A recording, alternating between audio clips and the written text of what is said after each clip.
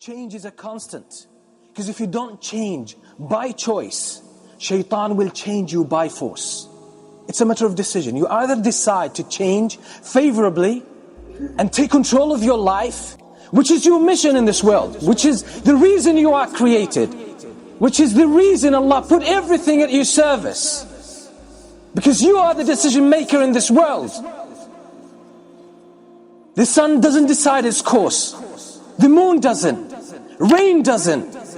The whole world doesn't. Vegetation doesn't. Plants, animals, they don't decide anything about their lives. They're just programmed to behave in a certain way and follow a certain course. You're the only one given choice. The angels don't decide. They just follow the instructions. You, human beings and the jinn, are the only ones who are given choice. And these are the only two sources where corruption comes about. Because they make the wrong decisions. So one of the biggest gifts Allah has given us, Allah has given each one of us, is choice, the ability to decide, the ability to choose which route you take, the ability to choose what action to do, what steps to make, the ability to relate to things, how to understand the world around you, how to understand yourself, how to understand people around you, how to understand events that take place. All of this is a matter of decision. You're making decisions at every single moment of your life. But most of us have given up this gift, and we let the society choose for us. We let our culture choose for us. We let sometimes our friends and peers choose for us.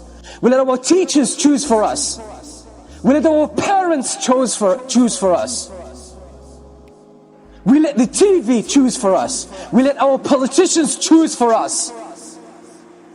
But on the day of judgment, you will deal with the consequences of all those choices. Whether you made them or let someone else take them for you. You will face the consequences on the day of judgment. You will stand before Allah subhanahu wa ta'ala alone. Alone. In some narrations the Prophet ﷺ said, even a mother on the day of judgment will come to her son and she would say, "Oh my son, I held you in my womb 9 months. I looked after you. I breastfed you. And I stayed up all night just to look after you. I wasted my life and my years just for you to grow up and become independent. And you became independent and successful. Now all what I want from you," that's on the day of judgment. My son, she tries to draw his heart nearer by mentioning everything she did for him. Then she says, "Oh my son, in exchange of all of this, all what I'm asking for is one hasana. One good deed, one reward. Just give me one reward from your records so I can be saved from the hellfire. I just can secure a position or a place in paradise. That's all what I'm asking of you." You know what?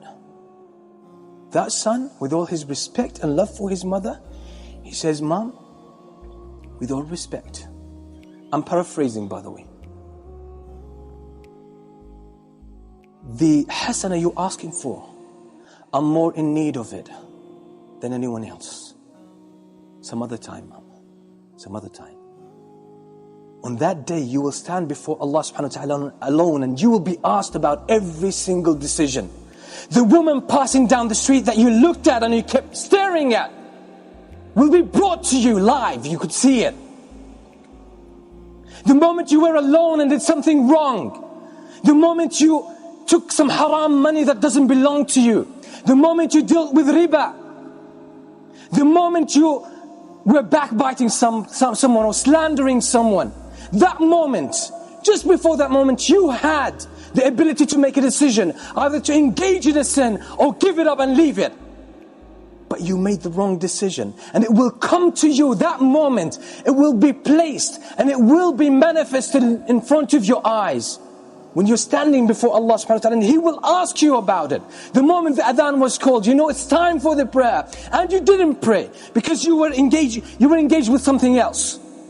Any of these worldly matters, it will be brought to you and you will regret the decisions you made. When you listen to the whispers of shaitan, when you listen to the advice and the social evidence of your friends, of your family, of your culture, and you just flew with the tide. That moment will be brought to you and you will be asked about it, and you will feel so much pain about it. The first moment of pain you'll start to feel is the moment the angels come to you and start dragging your soul out of your body. That's the moment Allah subhanahu wa ta'ala spoke about in the Quran so many times. So many times. Allah subhanahu wa ta'ala says, حَتَّى إِذَا جَاءَ أَحَدَهُمُ الْمَوْتُ قَالَ رَبِّ ارْجِعُونَ. The moment death comes to one of them, he says, رَبِّ ارْجِعُونَ, oh my Lord, send me back. That's the moment the soul is dragged out of this body. قَالَ رَبِّ ارْجِعُونَ لَعَلِّي أَعْمَلُ صَالِحًا فِيمَا تَرَكْتُ. Oh my Lord, send me back so I may do something good before I depart again. Do something good. He knows that Allah is merciful. He knows in a way that when Allah gives them the command, they just go about doing it automatically. They can't think of other choices. That's it. But Allah has honored us as human beings. He has given us a trust. You can choose. The angels can't choose. You can choose. The sun and the whole universe in its magnificence cannot choose, can't make any choice. You can choose. You can choose, and this is why everything is put at your service. You can control it to a certain extent. And the most important thing to control is that piece of flesh that controls everything in your life. That's the central point. That's the center of a human being. You control it. You can control everything in your life.